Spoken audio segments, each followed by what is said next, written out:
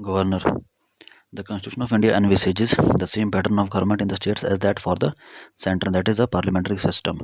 Part 6 of the Constitution, which deals with the of the states, government in the states, is not application to the state of Jammu Kashmir.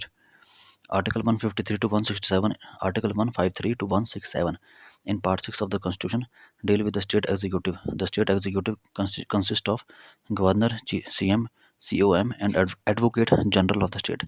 Thus, there is no office of vice governor. The governor is the chief executive head of the state, but like the president, he is a nominal executive head, that is, titular or constitutional head. The governor also acts as an agent of the central government. The governor also acts as an agent of the central government. Therefore, the office of the governor has a dual role. Usually, there is a governor for each state, but the 7th Constitutional Amendment Act of 1956 facilitated the appointment of the same person as a governor of the two or more states. 7th Constitutional Amendment Act of 1956. Appointment of governor. The governor is neither directed, neither the governor is neither directly elected by the people nor indirectly elected by a specially constituted electoral college, as is the case with the president. Governor is appointed by the president by warrant under his hand and seal. In a way, he is a nominee of the central government, but as held by the Supreme Court in 1979, the office of the governor of a state is not an employment under the central government. It is an independent constitutional office and is not under the control of or subordinate to the central government. The draft constitution provided for the direct election of the governor on the basis of the universal adult suffrage, but the Constitutional Assembly adopted for the present system of appointment of the governor by the president because of the following reason. First, the direct election of the governor is incompatible with the parliamentary system established in the states. Second, the mode of direct elections is more likely to create conflicts between the governor and the chief minister. Third, the governor being only constitutional, that is, nominal head, there is no point in making elaborate arrangements for his election and spending huge amounts of money. Fourth, the election of the governor would be entirely on personal issues. Hence, it is not in the national interest to involve a large number of voters in such an election. Fifth, an elected governor would naturally belong to a party and would not be a neutral person and an imperial head. Sixth, the election of governor would create separatist tendencies and thus affect the political stability and unity of the country. Seventh, the system of presidential nomination enables the center to maintain its control over the states. Eighth, the direct election of the governor creates a serious problem of leadership at the time of a general election in the state.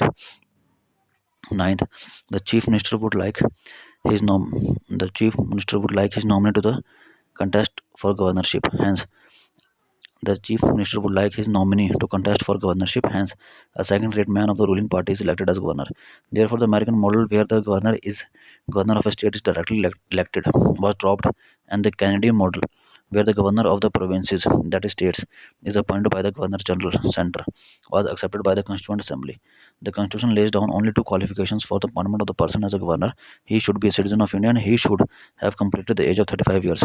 Additionally, two conventions have developed. First, he should be an outsider, that is, should not belong to the state where he is appointed, so that he is free from the local politics. Second, while appointing the governor, the president is required to consult the chief minister of the state concerned, so that the smooth functioning of the constitutional machinery in the state is ensured. However, both the conventions have been violated in some of the cases. Conditions of the governor's office. The constitution lays down the following conditions for the governor's office. First, he should not be member of the either house of the parliament or the house of the state legislature. If any such person is appointed as a governor, he is deemed to have vacated his seat in that house on the date on which he enters upon his office as a governor. Second, he should not hold any office of the profit. Third, he is entitled without payment of rent to the use of his official residence, that is the Raj Bhavan.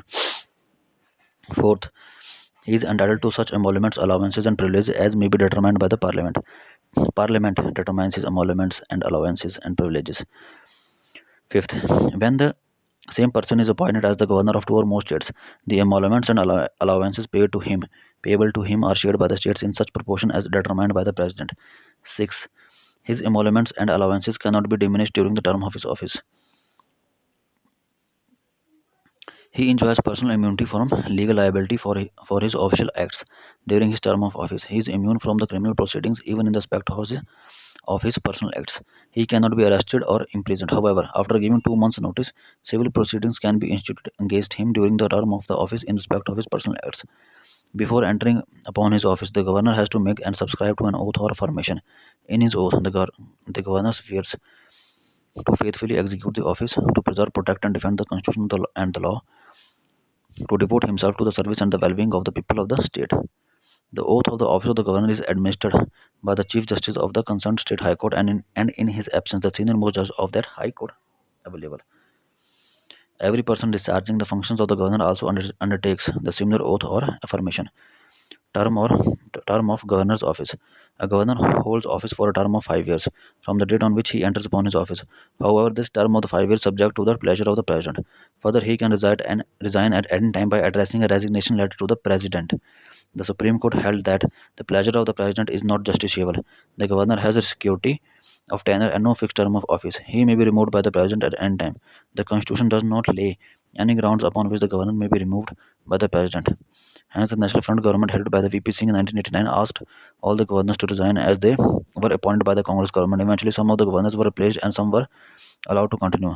The same thing was repeated in 1991 when the Congress government, headed by P.V. Narasimha Rao, changed 14 governors appointed by the BP Singh and Chandrasekhar governments. The president may transfer a governor appointed to one state to another state for the rest of the term. Further, a governor whose term was expired may be reappointed in the same state or any other state. A governor can hold office beyond his term of the 5 years until his successor assumes charge. The underlying idea is that there must be a governor in the state and there cannot be an interregnum. The president can make such provision as he thinks fit for the discharge of the functions of the governor in any contingency not provided for in the Constitution. For example, the death of a sitting governor.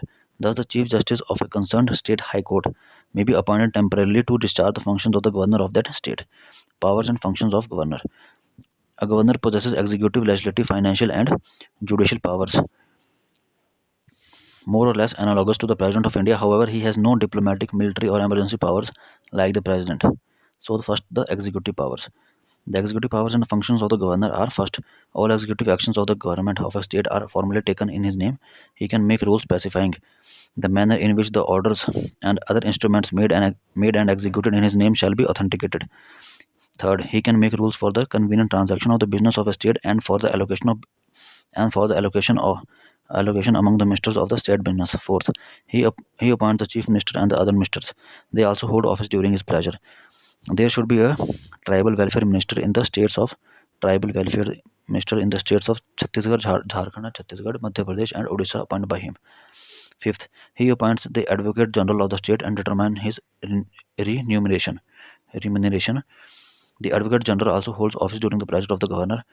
Sixth, he appoints the state election commissioner and determines the conditions of service and tenure of office.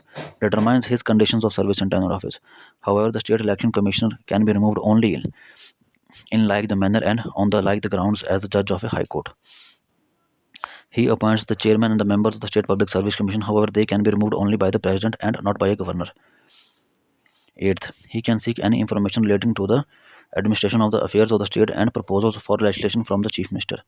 Ninth, he can require the chief minister to submit for the consideration of the council of ministers any matter on which a decision has been taken by a minister but which has not been considered by the council. 10th, he can recommend the imposition of constitutional emergency in a state to the president during the period of the president's rule in a state.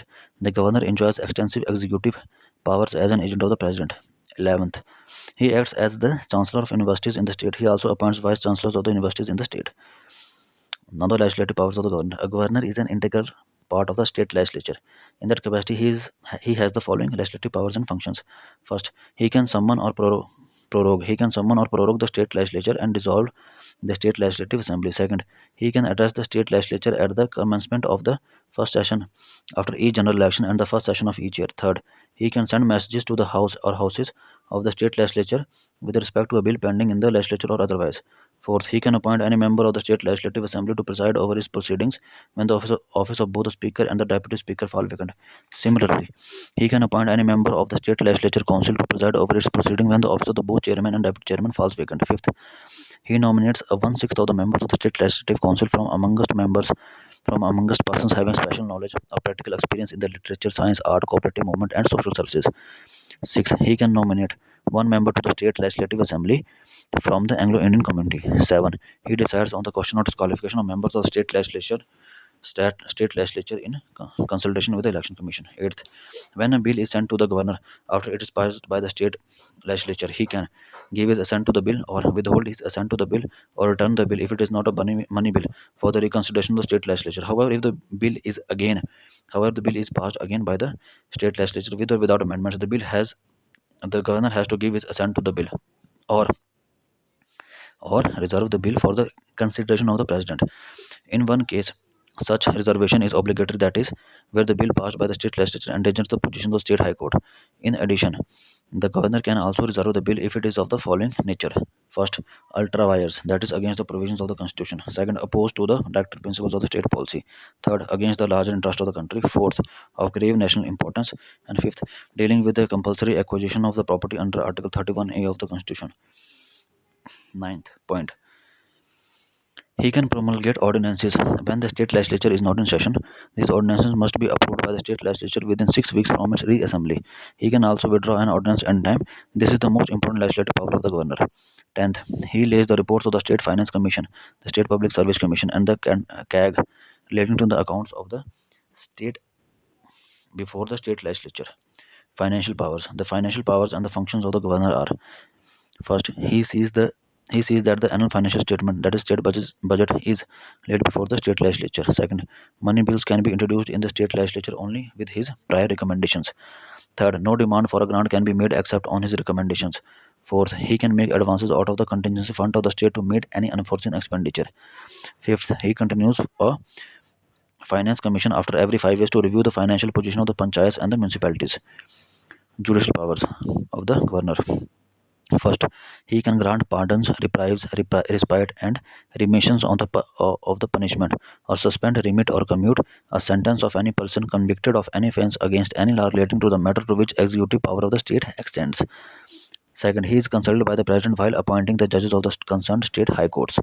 Third, he makes appointments, posting, and promotions of the district judges in consultation with the. He makes appointments, postings, and promotions of the district judges in consultation with the state high courts. Fourth, he also appoints persons to the judicial service of the states other than the district judges in the consultation with the state high court and the state public service commission.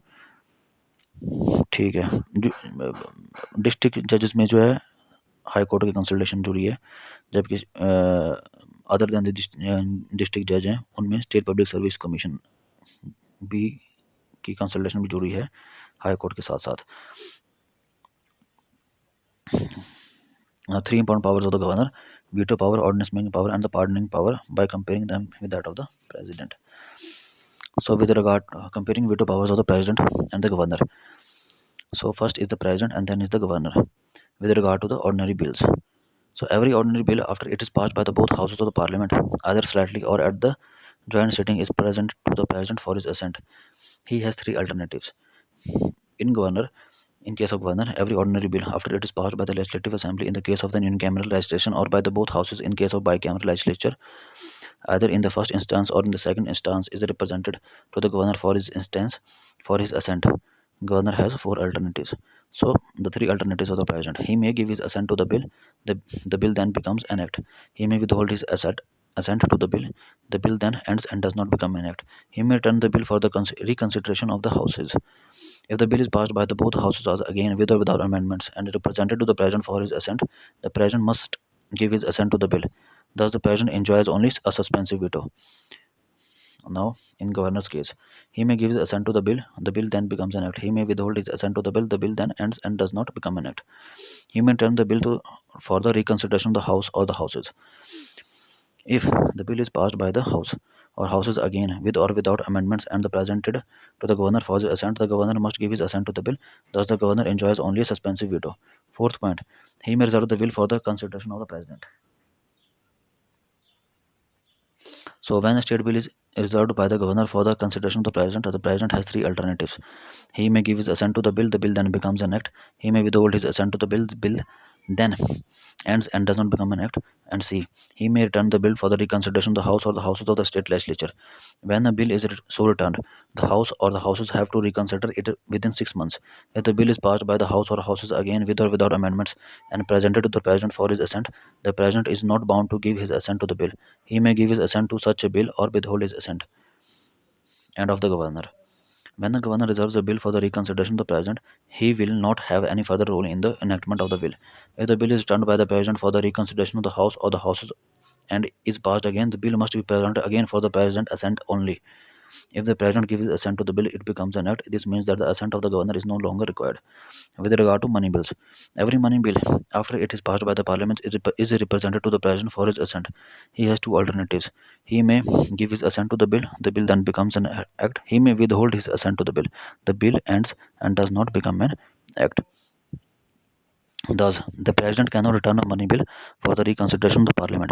Normally, the president gives his assent to the money bill as it is introduced in the parliament with his prior permission. When a money bill is reserved by the governor for the consideration of the president has two alternatives. He may give his assent to the bill, or the bill becomes an act, or second, he may withhold his assent to the bill then ends and does not become an act. Thus, the president cannot return a money bill for the reconsideration of the state legislature as in the case of the parliament. In case of governor, with regard to money bill, every money bill after it is passed by the state legislature, unicameral or bicameral, is presented to the governor for his assent. He has three alternatives. First, he may give his assent to the bill, or the bill then becomes an act. He may withhold his assent to the bill then ends and does not become an act. And third, he may reserve the bill for the consideration of the president. Thus, the governor cannot turn the money bill for the reconsideration of the state legislature. Normally, the governor gives his assent to the money bill as it is introduced in the state legislature with his prior permission. When the governor reserves the money bill for the consideration of the president, he will not have any further role in the enactment of the bill. If the president gives his assent to the bill, it becomes an act. This means that the assent of the governor is no longer required. Comparing ordinance making powers of the president and the governor. So the president can promulgate an ordinance only when both the houses of the parliament are not in session or when either of the two houses of the parliament is not in session. The second provision implies that an ordinance can be promulgated by the president when only one house is in session, because a law can be passed by both the houses and not by one house alone. Governor can promulgate an ordinance only when the legislative assembly, in case of unicameral, is not in session, or in case of bicameral legislation, when the both houses of the state legislature are not in session, or when either of the two houses of the state legislature is not in session. The last provision implies that an ordinance can be promulgated by the governor only when one house is in session, because a law can be passed by both houses and not by one house alone. President can promulgate President can promulgate an ordinance only when he is satisfied that circumstances exist which rendered it necessary for him to take immediate action.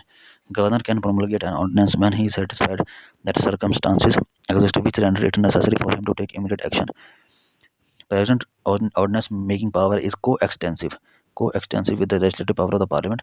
This means that he can issue ordinances only on those subjects on which the parliament can make laws. Governor ordinance making power is coextensive with the legislative power of the state legislature. This means that he can issue ordinances only on the subjects on which the state legislature can make laws. Fourth point, president an ordinance issued by president has the same force and effect as an act of the parliament, and similarly an ordinance issued by the governor has the same force and effect as an act of the state legislature. Fifth point, an ordinance issued by the president is subject to the same limitations as an act of the parliament. This means that an ordinance issued by him will be invalid to the extent it makes any provision which the parliament cannot make. An ordinance issued by him is subject to the same limitations as an act of the same legislature. This means that an ordinance issued by the governor will be invalid to the extent it makes any provisions which the state legislature cannot make. President can withdraw an ordinance at any time, similar with the governor. Seventh point, president's ordinance making power is not discretionary power. This means that president can promulgate or withdraw an ordinance only on the advice of the council of ministers headed by the prime minister. Governor's ordinance making power is not a discretionary power. This means that the governor can promulgate or withdraw an ordinance only on the advice of the council of ministers headed by the chief minister. Eighth point, an ordinance issued by the president should be laid before both houses of the parliament when it reassembles. Similarly, an ordinance issued by governor should be laid before the legislative assembly or both houses of the state legislature in case of bicameral legislation when it resembles. Ninth, an ordinance issued by the president ceases to operate on the expiry of 6 weeks from the assembly of the parliament. It may cease to operate even earlier than the prescribed 6 weeks if both the houses of the parliament pass a resolution disapproving it. An ordinance issued by the governor ceases to operate on the end of the 6 weeks from the assembly of the state legislature. It may cease to operate even earlier than the prescribed 6 weeks if a resolution disapproving if it is passed by the legislative assembly and is agreed to by the legislative council in case of bicameral legislation. 10th, President needs no instruction for making an ordinance. However, governor cannot make an ordinance without the instructions from the president in 3 cases. First, if a money if a bill containing the same provisions would have required the previous sanction of the president for its reintroduction into the state legislature. If governor would have deemed it necessary to reserve a bill containing the same provisions for the consideration of the president. If an act of the state legislature containing the same provisions would have been invalid without receiving the president's assent. Comparing pardoning powers of the president. President can pardon, reprieve, respite, remit, suspend, or commute the punishment or sentence of any person convicted of any offense against a central law. Governor can pardon, reprieve, respite, remit, suspend, or commute the punishment or sustain or sentence of any person convicted of any offense against a state law. President can pardon, reprieve, respite, remit, suspend, or commute a death sentence. He is the only authority to pardon a death sentence. Governor cannot pardon a death sentence. Even state law prescribes for death sentence. The power to grant pardons lies with the president and not the governor, but the governor can suspend, remit, or commute a death sentence. President can grant pardon, reprieve, respite, suspension, remission, or commutation in respect to punishment or sentence in the court martial, that is military court. Governor does not possess any such power. So the next point is the constitutional position of the governor. The Constitution of India provides for a parliamentary form of the government in the states as in the center. Consequently, the governor has been made only a nominal executive. The real executive constitutes the council of ministers headed by the chief minister. In other words, the governor has to exercise his powers and functions with the aid and advice of the council of the council of ministers headed by the chief minister, except in the matters in which he is required to act in his discretion, that is without the advice of the ministers. In estimating the constitutional positions of the governor, particular references has to be made to the provisions of the Article 154, 163, and 164. So, Article 154. The executive power of the state shall be vested in the governor and shall be exercised by him either directly or through officers subordinate to him in accordance with his constitution. Article 163. There shall be a council of ministers with chief ministers as the head to aid and advise the governor in the exercise of his functions, except in so far as he is required to exercise his functions in his discretion. Article 163. Article 164. The council of ministers shall be collectively responsible to the legislative assembly of the state. This provision is the function of a parliamentary system of the government in the state. From the above, it is clear that the constitutional position of the governor differs from that of the president in the following two respects. While the constitution envisages the possibility of governor acting at times in his discretion, no such possibility has been envisaged for the president. After 42nd Constitutional Amendment Act 1976, minister advice has been made binding on the president, but no such provision has been made with respect to the governor. The Constitution makes it clear that if any question arises whether a matter falls within the governor's discretion or not, the decision of the governor is final, and the validity of anything done by him cannot be called in question on the ground that he ought or ought not to have acted in this discretion. The governor has constitutional discretion in the following cases. First, reservation of a bill for the consideration of the president. Second, recommendation for the imposition of the president rule in the state. Third, while exercising his functions as the administrator of an adjoining union territory in case of additional charge. Fourth, determining the amount payable by the government of Assam, Meghalaya, Tripura, and Mizoram to the autonomous tribal district councils as royalty accruing from licenses for mineral exploration. Fifth, seeking information from the chief minister with regard to the administrative and legislative matters of the state. In addition to the above constitutional discretions, that is the express discretion mentioned in the constitution, the governor, like the president, also has situational discretion, that is hidden discretion. Situational discretion, that is hidden discretion, derived from the exigencies of prevailing political situation in the following cases. First, appointment of the chief minister when no party has a clear-cut majority in the state legislature, state legislative assembly, or when the chief minister in the office dies suddenly and there is no obvious successor. Second, dismissal of the council of ministers when it cannot prove the confidence of the state legislative assembly. Third, dissolution of the state legislative assembly if the council of ministers has lost its majority. Moreover, the governor has certain special responsibilities to discharge according to the directions issued by the parliament. In this regard, the governor, though has to consult the council of ministers led by the chief minister, acts finally on his discretion. They are as follows. First, Maharashtra, establishment of a separate development boards for Vidarbha and Marathwada. Gujarat, establishment of separate development boards for the Saurashtra and Kutch.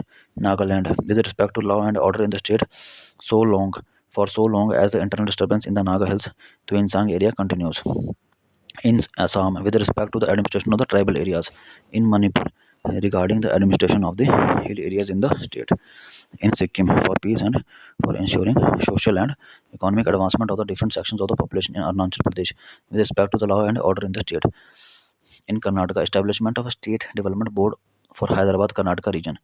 Thus, the constitution has assigned a dual role to the office of the governor in the Indian federal system. He is the constitutional head of the state as well as the representative of the center, that is, president.